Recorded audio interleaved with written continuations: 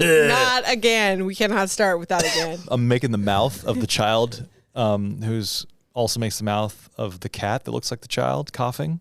The tongue? Yes, the tongue and the circle mouth. Welcome back to Tuxedo Time, where we were Tuxedo's in His Time podcast edition. Coughing edition. Coughing child edition. Do you remember when we had segments on this podcast? And one of which was called That's Friggin' Deadly, where we talked about the thing that was friggin' deadly. What does the song go like? I think it's on there, is it? What is it? Friggin' Deadly. Friggin' Deadly. Creatively Committed. No. That's Friggin' Deadly. Welcome back to another episode of That's Friggin' Deadly, where we talk about things that we think are deadly. And by deadly, you mean wicked. And by wicked, you just mean good. Correct. Because we are from Newfoundland, and those are things that people say. That is right. Yeah, let's make a whole episode of That's Friggin' Deadly. I think the last few ones we've had really specific topics to talk about, and sometimes they end up being really, the description of this podcast is like casually talking about, I don't know, there's like a whole thing I wrote down and we used to know it. Now I don't know what it is, but we used to talk about life and being a creator. That's still what we talk about, but we're going to kind of talk a whole episode of the things that we've been loving lately. Podcasts, books, videos, YouTube, I don't know. What did I say last time? When? On the last time we did That's Friggin' Deadly. It was a year ago, so I have no idea. Okay, you know what I'm going to start with? What? Charcoal barbecues. Okay. Did I do? Because I don't think we've done this in a long time. Okay, yeah. So this is going to be called the Wax and Wane of inspiration. So we can, yes. Well, let's talk about charcoal. Okay, let's do it. Charcoal barbecues, baby. Go. Charcoal Did we mention that we're really into outdoor cooking? So 2 years ago, was it 2 years now? 3 years ago now? 2 years ago now. 2 years. Is it? I don't know. We purchased, I went down the rabbit hole. Classic. There was a few weeks where our YouTube algorithm was serving us entirely Smoky Dead Barbecue. Smoky Dead Barbecue. And Chef Tom. And Chef Tom from BBQ. Yeah, where it was basically just where barbecue legends are made. Yes, exactly. So we went down the rabbit hole of barbecuing, specifically smokers, and specifically charcoal. Charcoal. Kamado-style ceramic egg charcoal barbecues. Yeah.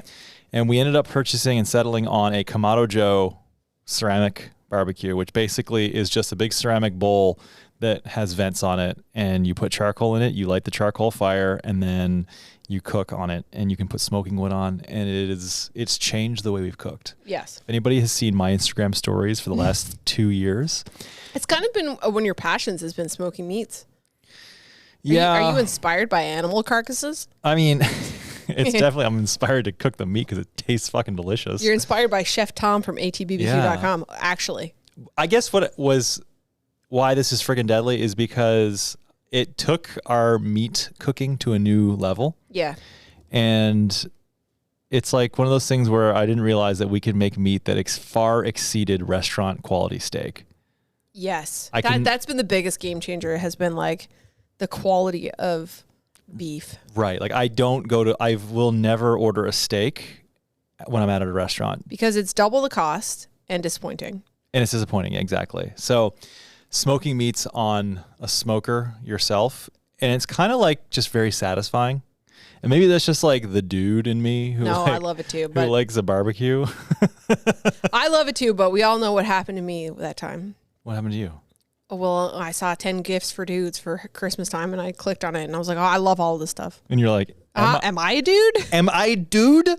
So anyway, yeah, maybe it's a dude in you, but also I'm a dude. Yeah. Now, the Kamado Joe Classic 3 is probably one of the top end ceramic you don't fuck around egg-style barbecues, but you don't need that level of barbecue to get the results. Like you can purchase like just a cheap old, metal tin style egg one. I don't even know what they're called. Weber style. You could put probably charcoal in a foil pan and probably barbecue over that. 100%. In fact, you totally could. In fact, I saw Sam the Cooking Guy do that. Yeah.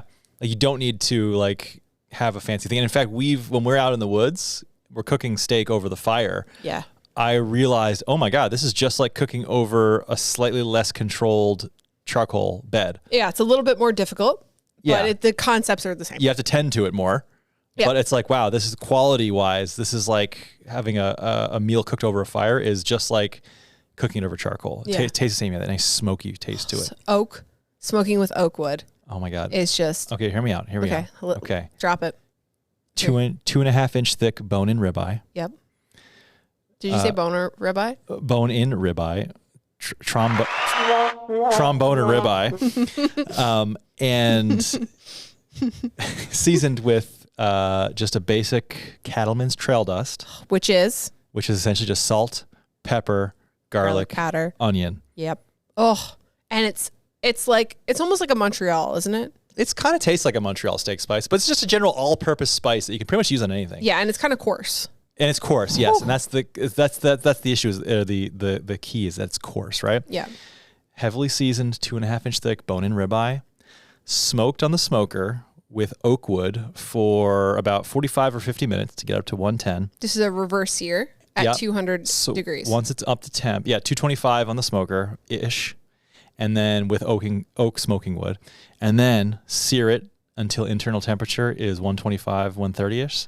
Get the fat cap, render that fat down. Then you cut off the spinalis, which is like the really fatty, delicious cap on top of the ribeye itself. Cut the bone off first, then separate the ribeye from the spinalis, and then you separate it along the fat plane, and then you sear those pieces of fat so that it renders the fat perfectly on both pieces. Fuck, so good. That is my favorite piece of meat ever. It's funny because growing up, like, filet mignon was like, that's the big Jesus steak, that the fancy steak that you get like once a year, tenderloin. Yeah. And like, that is the be all end all steak. And second to that was like strip loins. And that was it. That's all we talked about. Like, if you were having a fancy dinner, that was the two steaks. Dude, ribeye, man. Ribeye, underrated. The best. I feel like people know about ribeye now. Now, yeah. Best cut of meat. Best cut of beef, in my opinion. Yeah. I appreciate all the cuts, but yeah, the bone and ribeye cooked that way, that's been my favorite and go-to. And it's just like, it's a dream every time. We do chicken wings as well. Yeah, chicken wings. Chicken wings are fun. We'll get Wane in Buffalo. Yep. We'll do either like a barbecued one or we'll do a lemon pepper. And then we'll do the lemon pepper with like kind of like a Caesar dressing with Parmesan cheese over top. And same with the barbecue sauce ones. We'll just go really heavy with the sauce. Like we want them to be at the restaurant where they're not. Drizzle of ranch over the top. Oh my God. They are so good. Anybody from Buffalo who's listening, don't at me because I know y'all like your blue cheese. You know? But ranch, man. Ranch is also good. And I'm going to go out on a limb and be a little controversial here. And I'm going to say that, you know, and to preface this by saying first that you and I, having lived in Buffalo since 2017, we've tried our fair share of buffalo wings along the wing trail. I've got a couple of favorites. Yeah, but I think that the wings that we've pulled off the smoker have been better than any of the wings in Buffalo. I have to agree from like a takeout perspective. Yeah.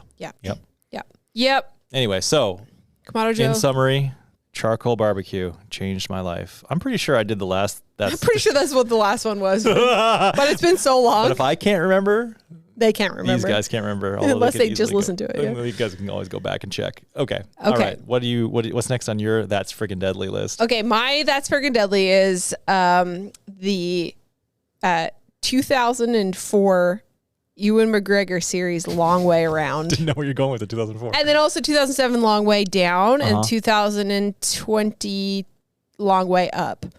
So somebody... Was that 2020? 2020. It was right as the pandemic was starting. Wow. Oh, it was released in 2020. It's probably done in 2019. Yeah, it was 2019, yeah. So some of you told me to watch this for a while ago. And then it wasn't until Horace, your buddy at work, was like, you need to watch this. I think you'll like it. I was he watched Heading West, and he says, this is very reminiscent to me of Ewan McGregor's series Long Way whatever. Yeah. And I was like, what's that? He's like, oh, they basically like packed up motorcycles and do these long cross-country motorcycle trips. Yeah. And I was like, oh, that's like us, but we're doing it in a helicopter. He's like, yeah, exactly. And so I told you, and you're like, man, some people have been telling me to watch that. Like, I need to watch it now. Yeah. And so I did, and I loved it. So there's 3 seasons of it. The first one came out in 2004. And it's really funny to go back and watch something like that from 2004 era because you're so used to the fast-paced editing of today's YouTube video that when you go back that far, it's like they took 2 full episodes to prepare for their trip. 2-hour-long episodes. And I was like, guys, this could have been cut down. Get on the road already. Right? So it took me a little bit of time to get into A Long Way Around, which was their first one. They traveled from the UK all the way around the world through like Russia, up through Alaska, and then down through New York City. And it was an epic trip. The whole series was filled with like insane adventure and travel and just like tough experiences, but it took like a road to bones. And there's a road. They went to the road to bones, and now that's on a motorbike. On a motorbike, and that's like it's been like a thing. Like we picked up Charlie, like a couple of things from the series. Charlie, we're going to the road to bones. Everything is a road to bones, and we have to say it like that. Yes. But it was so good. It took me 3 or 4 episodes to really get in the groove. I was like, I know I had to watch this because people have been saying it. I loved it. And when I was done the first season, I watched Long Way Down, where they went through South Africa, from Scotland, I think it was. Epic, so good. And then the 2021 I was really looking forward to because I couldn't wait to see how they were going to package this in a new format into like today's video. Right, because like 2020, 2019, that's a world, totally a world. You mean 2004 to 20? No, the third one was released in 2020. 2020, yeah. Yeah, comparing that to 2004. Yeah, like not only is like the pacing and editing and stuff different, but like also the cameras are all different. There was a revolution of cameras. GoPros like didn't exist back then. Yes, and they were using like the DJI Osmo Pocket and stuff. I was really excited to see what cameras they were using, which is not normally something I would really care about, but I was really into like how they were, obviously documenting something so extreme. But what I found was really cool about the most recent series was that they did it on electric motorcycles with Rivians as their support vehicles. And Rivian was just like they took the first and the second vehicle ever, and they weren't even finished. They were like prototypes. Yeah, and like they took them on the road. VIN number 1 and 2. Yeah. And so I thought that was a really cool VIN 1 and 2, I should say. I thought that was a really cool and interesting concept, especially so early on in the electric vehicle. I mean, we're still pretty early in it, but like for Rivian to come through with those old, brand new, not even out, like prototypes or whatever. I thought that was really cool. The level of adventure definitely was not as extreme as the one in 2004. I mean, the guys were a lot older, obviously, different area, and electric.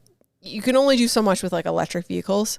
In some of the areas that we're in. Yeah, they were in pretty remote areas. And the charging infrastructure, like back in even like 4 years ago when that was going on, was not what it is today, but then also do it like throughout South and Central America. Yeah. And I think that was the challenge of it, right? Was the kind of the main turmoil was like trying to find charging stops along the way. Whereas like the first one, they were going through the most remote areas and they were getting stuck, and like they wanted to go through areas that people said were not passable unless it was wintertime, and they still did it. And so there's a lot of remoteness and like crazy adventure to the first one that I felt was kind of missing from the third one. But the third one still had that kind of, are we going to find a charge station? Our bikes are dead and we're in the middle of nowhere, and like, how are we going to get here and there and whatever? Different types of conflict. Totally. Conflict is the word I'm looking for. So I loved them. And now I'm kind of searching for something to kind of replace it. I found a couple of YouTube channels that I've liked that kind of have the similar kind of thing. There's one called what is it called? Revzilla. There's a channel called Revzilla, and they do it's like Godzilla, but revving your engine. Yeah, somebody recommended it on Twitter, and they do a series called Common Thread, and I loved it. It's a little bit more kind of like TV show-esque. And then you realize that there's a whole niche that we had no idea about, which is cross-country motorcycle travel series. Yeah. There's a lot of that and like cross-country bikes stuff. I can see that. I can see people like to do that. Yeah. I'm sure there's like RV. Bike packing is what it's called. Bike packing. Okay. Yeah. I'm sure people do it on pedal bikes too. That's what it is, pedal bikes. Oh, pedal bikes. Okay. But pedal biking and camping, I think that's bike packing. But I don't know if motorcycle camping, I guess, is what you would. Motorbike. Rollable. So anyway, Long Way series with Ewan McGregor and Charlie, and I loved it.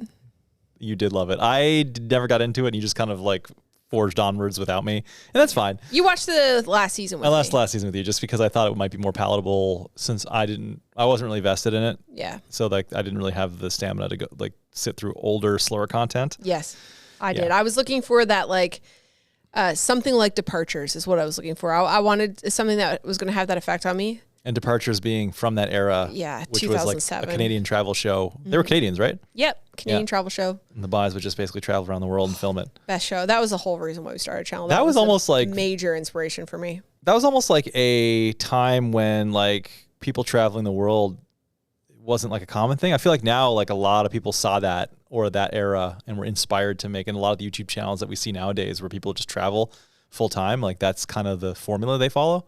Yeah, it's funny because like back then, I feel like, you know, when you heard somebody went backpacking to Europe or whatever, like it was a really weird, odd thing to do. But it wasn't like, but it was common. It was common. Like calling it backpacking in Europe. I feel like making a travel YouTube channel is the new backpacking in Europe. Yeah. So we see a lot more of that kind of stuff now. But maybe because of YouTube and the internet, we're able to see it more than maybe more people were still doing it back then, just not documenting it. Yeah, that's true. Everything's content nowadays. Yeah. What else? Everything is content. Everything is content. What else have you been loving? What about that TV show that you've been watching? Oh yeah. I've been watching Masters of the Air. Yeah. And maybe it's me enjoying aviation and it's like a pilot related show, but also like being a dude and who just for some reason loves period pieces in World War II era, like war movies. Are you my dad? Yeah, basically. I'm just an old man. Yeah. And you are my little old man. And I don't know. And also, I think it was like directed by Steven Spielberg. It's got a lot of big names. Oh, in I didn't realize that. Oh yeah, and it's got a bunch of huge names. Actually, the most recent episode had the guy in it from, remember, what's his name from Sex Education? Eric? Eric, yeah. He was just in the last episode playing a totally different role. Like, really? I know you're picturing him as like Eric in Sex Education, but like he is like the polar opposite character. I'm like, whoa, this is very different. Cool. Yes, a lot of like big names in it. Buddy who plays Elvis, Austin someone. Sounds like Elvis in it. Really? Yeah, he does. Yeah, it's like, oh, that's just the guy's voice. Yeah, a lot of big names in it, a lot of big actors, and apparently, yeah, Steven Spielberg has his name on it in some capacity, but it looks very pretty. Like it's shot, it's like any other TV show now. It's a high budget TV show that's shot like a movie. Yeah. And like the credits after every episode, you know, which is like an hour long, are like, you know, a movie massive. length. Yeah. And, but it's just very entertaining. I like the action sequences. Initially in the first, it's an 8 or 9 part series, and they've just released episode 8, I think, yesterday. So I've been kind of like, it's one of those shows where I started watching it at the beginning. I made the mistake of watching it like when there was only 2 episodes out. Now I have to like wait to like slowly, as they drop every episode weekly. But there's something special about that, because I don't know if you feel like this, but one of my favorite YouTube channels, Jim Baird, he and his wife, they do like series. Sometimes he does them on his own, and sometimes they do ones with their family. But they usually post on Thursdays. And so I know like Thursday evening that there's going to be a new video of theirs, and it's going to be like a juicy 45-minute adventure video. And I look forward to that. Like, oh, it's Thursday, 6:30. And I know after supper I can sit down and watch it. Or like if you're on call or coming home late, like I have something to look at. And I really look forward to like my Thursdays to see that show. Interesting. See, for me, you want to binge watch it on the weekend. I do. It's just like, bitch, we're living in the 21st century. Like, I'm paying for a streaming service. Like, I want to stream all this stuff now, because I'm, you know, my attention span is like this. Yes. And I just want everything out. But I get that, yeah. And it is kind of a throwback to the old school days where, like, with syndicated TV and things, like, or with episodes where they've released, like, you know, once a week. And it's probably also, too, for the streaming companies. They don't want everybody to just sign up for the free trial, watch the one show they wanted to watch, and then cancel it. Yeah. It's like, at least there's a chance that they might get hooked on something else and keep their subscription. But yeah, no, it's been, and also too, because I don't, like, when I come home on Friday night, like, usually you and I are hanging out, and where you don't watch that show or you have no interest in it, I feel guilty watching it and be like, I'm going to watch it on Friday, yay, you know, it's like we're having a date or something. Yeah, it's a little bit different. So it's like, oh, I'll find us sometime over the weekend at some point to watch it. So it's not like I'm really looking, like I'm like counting down like the minutes till it's released that one day kind of thing. But yeah, no, I've been really enjoying that show. I watched Silo on Apple TV as well. I made the mistake of watching that show, not because it was bad. I actually really enjoyed it. But it's a 1-season show that may never get renewed. Oh, no. So it's kind of one of those things where like, oh, this is like a juicy universe that they've created, or that is based on a book, apparently, or a set of novels rather. So it may never see the light of day again in a season 2. Mm-hmm. But then I also have to wait till season 2 gets approved. Right. So it's like, okay, made a mistake doing that. But I do find that like I've been finding Apple's they really cornered the sci-fi adventure kind of genre. Yeah. You really like the war movies and the sci-fi stuff, and I really like the documentaries and rom-coms. Yes, exactly. Yeah. Yeah. What have you been inspired by lately? I'm inspired by a lot of things. I'm in my inspiration sponge soak-up mode right now, where sometimes during the year I can't watch anybody's content or look at anything because it fucks me up if I'm working on my own projects. But sometimes, usually after Christmas, I feel like, okay, my mind is open and I'm ready to take it all in. Ready to consume? Yeah. Now I can watch Jim Beard's channel anytime. Same with most of the canoe adventure videos, because I find them really relaxing to watch. It's almost my wind down. But his videos are on another level. Him and his wife, Tori, do some really insane adventures, and they do them with their kids, which is really cool.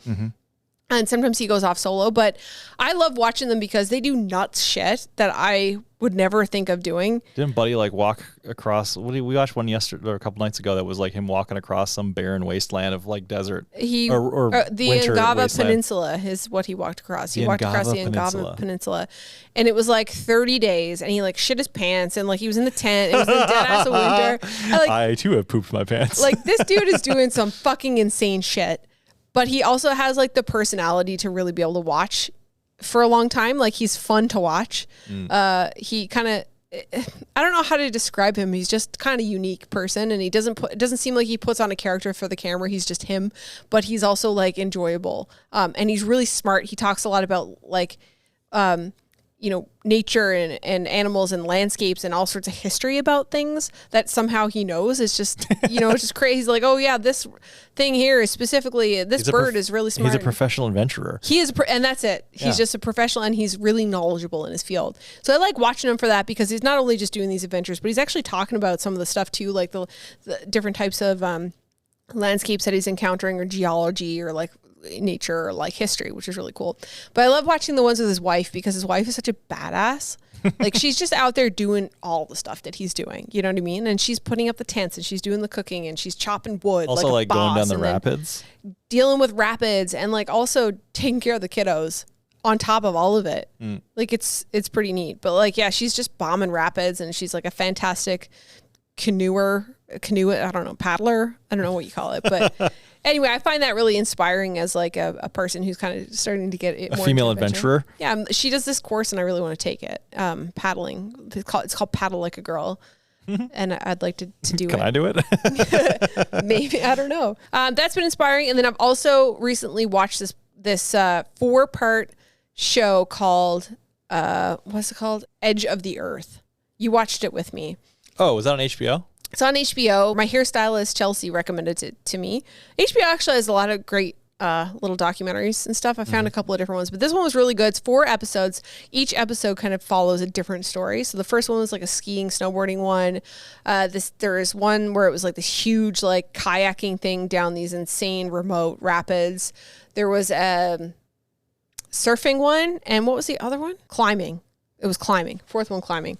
Anyway, they're fantastic. They're about an hour long each, and they kind of document the struggles that, these people are kind of taking on these expeditions, and the struggles that kind of come along with it, and the failures. Do we see a theme here and the type of content that you like?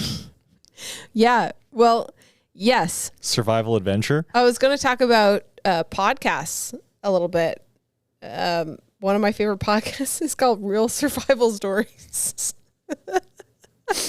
And I love it. And actually, some of my favorite books are also survival books. My buddy, what's Steve his name? Ranella. Steve Ranella. Okay, let's talk about Real Survival Stories, the podcast. I think I heard of this from Kara and Nate, one of their videos. I think they talked about it, and I was like, that sounds interesting. Was it them?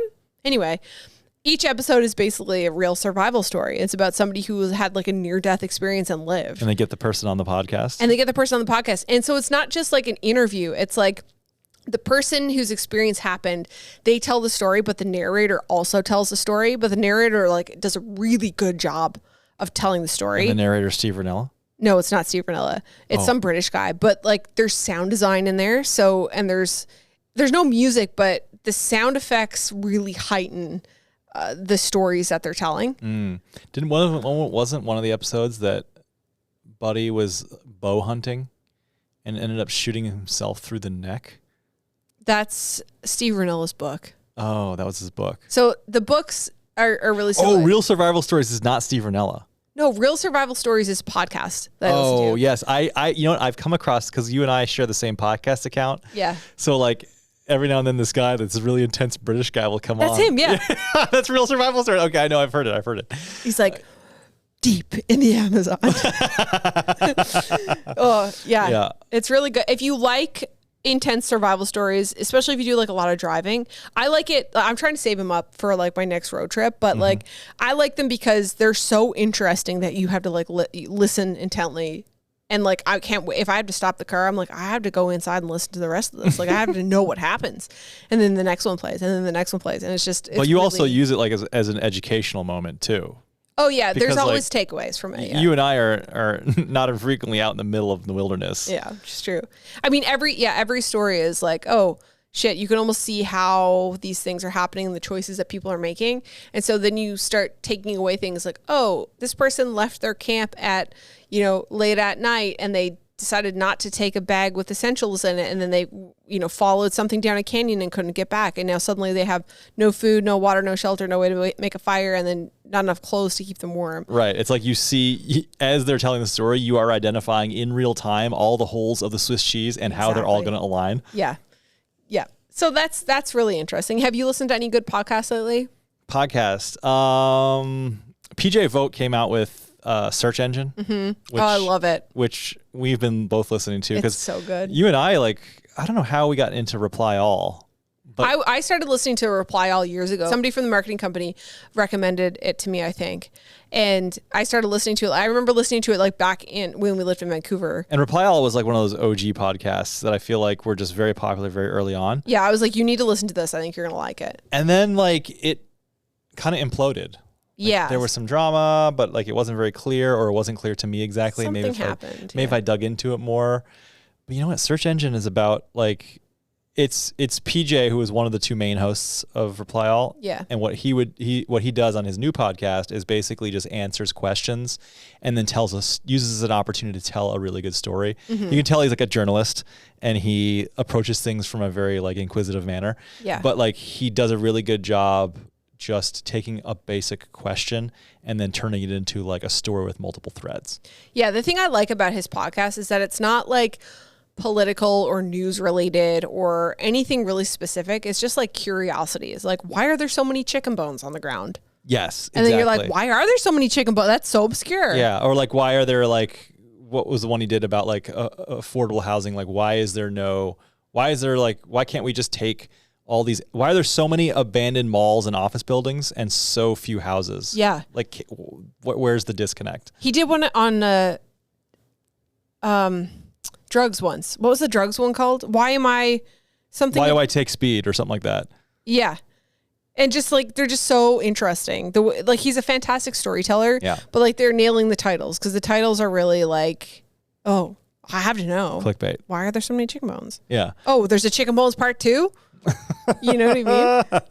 Yeah. Oh, there's a why am I taking speed part 2? Yeah. Yeah. No, he's done a really good job. And it kind of it gives me the same satisfaction as Reply All did. Yeah, me too. But I do miss the other host from Reply All. Yeah, the laughing. Yeah. Oh my God, it's been so long now. I can't remember his name. So one more thing to say. You said you have your creativity waxes and wanes. Yeah. Your inspiration. Yeah. I feel like my motivation doesn't usually. It's usually just always at 100%. Whoa. Your motivation's always at 100%? Yeah. Or your willingness to take inspiration? Do you get inspiration? No, not really. Are you holding a microphone up to me as I'm talking into a different microphone? Yeah. Excuse me, sir. Do you get you get inspired?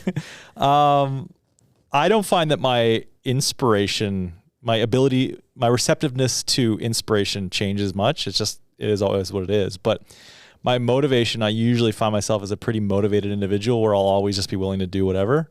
Yeah. You'd be a perfect adventurer because you will do whatever it takes to get the thing done, no matter how monotonous or painful or uncomfortable it is. And that's why I'll come home from work and then immediately put on my work clothes and go start plastering the ceiling. Or you'll come home and you'll check the mailbox and a gigantic thing of mail will come and you'll go through all of it immediately. Right. But that's also coming back to like that little hack that I can't remember where I heard it, but it was said, if you are a person who puts off tasks, make a rule for yourself that if this task is going to take less than 5 minutes, just do it right away. Just do it right now, and fewer things will pile up. Yeah. Yeah, but I don't know, man. In the last couple of weeks, I've just been feeling like, I don't really want to do that right now. Okay. I've noticed that actually about you the last couple of weeks. I've been sitting on the couch just watching yourself. fucking TV and shit, which is very atypical for me. Do you think that maybe you might be feeling a little... Is this depression? Yeah, that's what I'm kind of getting at. Like, do you feel like maybe you might be on the other side of like creeping towards burnout, or maybe a little bit depressed or seasonally affective? I miss my helicopter. Oh, man. So first world baby. Problem. Yeah. It's been really abnormal. Like it's usually the opposite where you're like, okay, I'm going to get work done. I'm like, oh, really? Right now? You're going to go plaster at this hour? And you go and do it. But like the last couple of weeks, you've just been like, not into I don't want to do that right now. You haven't really wanted to do much. You okay? Well, I was sick for that whole week. Yeah. I think it's a hard time of the year. My whole vacation week. Yeah. You didn't really get time to recharge because you were so sick. We were supposed to go hot tent camping. And that worked out because the weather was The weather was shitty, yeah. Well, the weather was good in turn, but bad for hot tent camping where you're wanting snow. Yeah, exactly. Yeah. I think it's a tough time of the year. Thankfully, it's starting to get lighter out later. But, I think sometimes when you're really busy and work is really taxing, you need to take that time to like hang out and recharge. Sometimes that takes a lot longer. I mean, I've definitely been feeling a little bit of that lately, like putting stuff off, maybe not as motivated as I was maybe last month or before Christmas. You also had a lot of big projects that didn't have to get done, but you made your own deadlines and said they had to get done.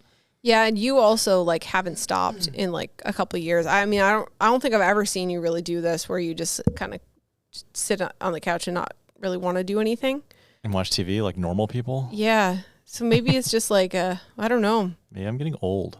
Maybe it's just a natural thing. Oh my God, I've pulled my neck in the shower like 3 days ago. And I have been absolutely You had yourself wrecked. convinced that you had meningitis. Dude, I mean, I woke up at 2 o'clock in the morning crying. With neck pain. I thought that, I was like, wow, like this is a red flag. Like when someone wakes up in the middle when pain wakes you up in the night, and that's not a normal thing. I don't think that's ever happened to me like that. Like that, in my mind, I was like, Something's going on. Yeah. I was like, well, we'll reassess in a few hours in the morning and see how she feels. I had a rash too, which is concerning. I mean, that was exactly where my friend, having gone to medical school, that was my exact first thought. I wasn't going to say that to you. But you already brought up meningitis. And I was like, okay, it's already on her radar. I'm not going to like say, yeah. Anytime I have a stiff neck, I think of meningitis. It's because you come from the worst case scenario Peckham household. Did you know I went to school with somebody who had meningitis in high school? And they were fine after. I mean, it's not like an uncommon thing. No, but they were like, oh, I had a stiff neck and... Yeah, but also there's something called herpes encephalitis, which you might also could have had. Oh, she says, oh my God. Wait, yeah. what? These are all yeah, you didn't know that was an entity. Now you know. Now you're going to be scared of that one too. Tell me more about that. It's basically just meningitis caused by herpes. Like face herpes? Any kind of herpes. Because I have really bad cold sores that are like in the nerve of my face. Right, which is a variant of herpes. I had one last week. I know you did. That's what the first thought that ran through my head. I was thinking more like bacterial meningitis, but you were no. thinking cold sore meningitis. Like viral. Fuck. You didn't even think that. Yeah, see, this is why I don't tell you these things. Well, I woke up at 5 o'clock this morning because my neck is still outrageously. You don't have meningitis. Does this need to go in the podcast? We should end it here. Oh, we're going to end it here because we're at 36 minutes on the clock. Thank you for tuning in again, listening to things that we think are deadly. Meningitis, not deadly. Not deadly, but the rest, well, meningitis can be deadly. Literally but deadly. But not in the way that we're talking about deadly. Correct. We'll leave some of our recommendations, I guess, on our show notes, BeckiandChris.com/podcast, whatever episode number this is. If you're curious and want to check out some of the things that we talked about, though, if you can listen to us, you can probably just Google it while you're listening. That's correct. Okay, bye. Bye.